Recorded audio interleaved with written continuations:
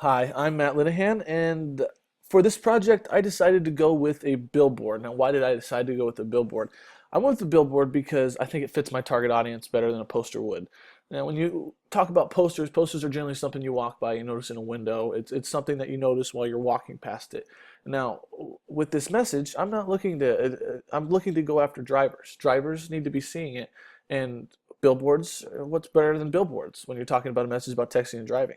When you're looking at a billboard, you're driving, you see the message, and you're like, oh, okay, that makes more sense like than having a poster.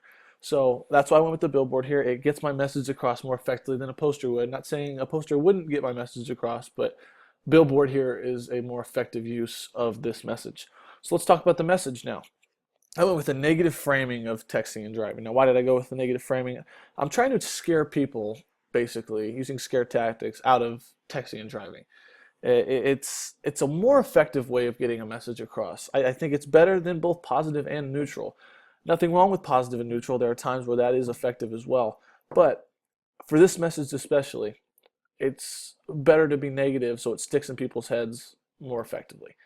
You want people to remember the message. You want people to remember what they saw. That okay, this is something that I shouldn't do. This is a message from this billboard, don't text and drive, because this text message I don't want to see. This simple text message on my phone. I don't want to look at it and this be the last thing I see. It's not worth it. And the negative framing around it, it just brings that whole vibe together that this is something you want to avoid. This is not the last thing you want to see, and to stay away from texting and driving. So that's why I went with the negative framing, and that's part of the message. In terms of the principles, I used the figure and ground principles for this because it's a simple message. There's not a whole lot of color scheme to it. It's pretty simple, but it pops out at you. Its simplicity really makes it what it is.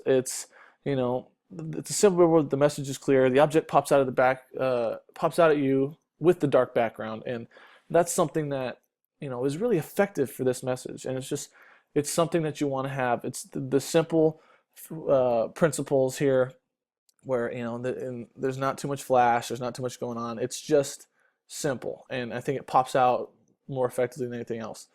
Uh, well, I'll finish off with this. I think it's a very important message, and I think the billboard has a important message tied to it, and it's going to reach its target audience effectively, and that's why I've chose to go with this billboard and this design and this message. And I think it's a great effective use of resources. Okay, thank you.